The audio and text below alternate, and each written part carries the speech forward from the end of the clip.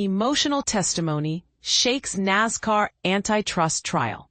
An emotional roller coaster unfolded in Charlotte, North Carolina, as the highly anticipated federal antitrust trial against NASCAR commenced. The trial, a landmark event in the world of motorsports, saw three-time Daytona 500 champion Denny Hamlin take the stand, only to break down in tears within minutes. This tearful testimony set the tone for a case that could potentially revolutionize the stock car racing series. But here's where it gets controversial. Hamlin's 23XI Racing, co-owned with basketball legend Michael Jordan, and Front Row Motorsports have accused NASCAR of monopolistic practices, claiming the series forces teams to comply with rules and financing structures they strongly disagree with. With Jordan watching intently from the gallery, Hamlin's emotional journey began. As Hamlin recounted his racing origins, he became visibly upset, revealing that his father's declining health had taken a toll.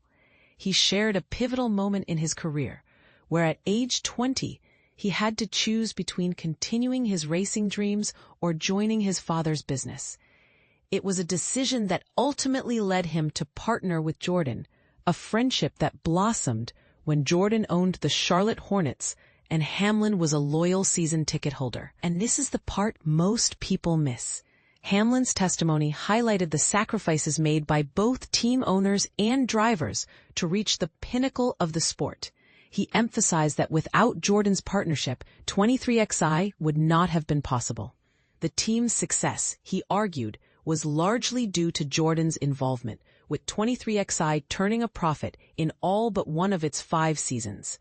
But is it enough to challenge NASCAR's revenue model? At the core of the lawsuit is NASCAR's revenue-sharing model, which Hamlin and Front Row argue is unfair, often leaving race teams operating at a loss. Hamlin testified that the cost of bringing a single car to the track for a 38-race season is a staggering $20 million, excluding overhead expenses like driver salaries and business operations.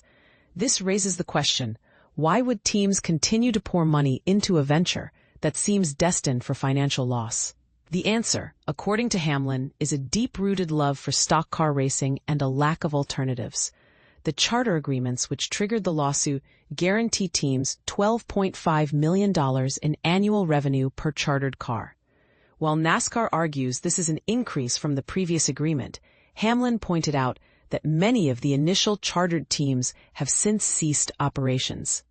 All 3 charters purchased by 23XI came from teams that had shut down, with Hamlin revealing the substantial prices paid for each: $4.7 million, $13.5 million, and a risky $28 million acquisition late last year.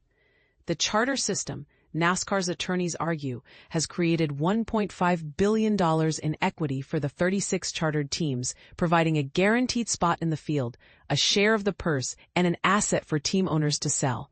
So who's right? And what does it mean for the future of NASCAR?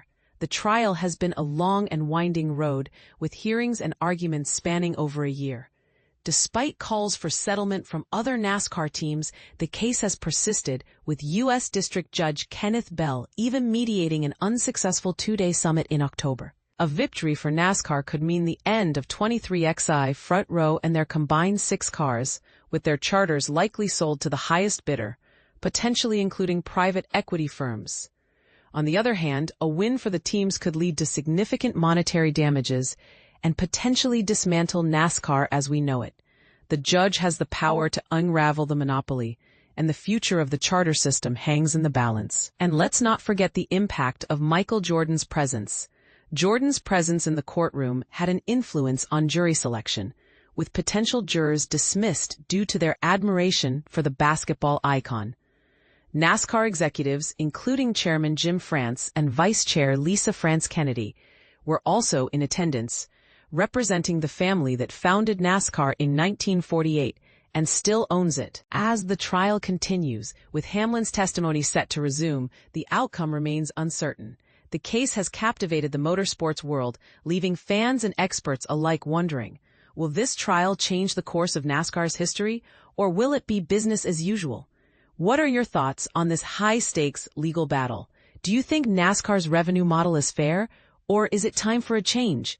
Share your opinions in the comments below.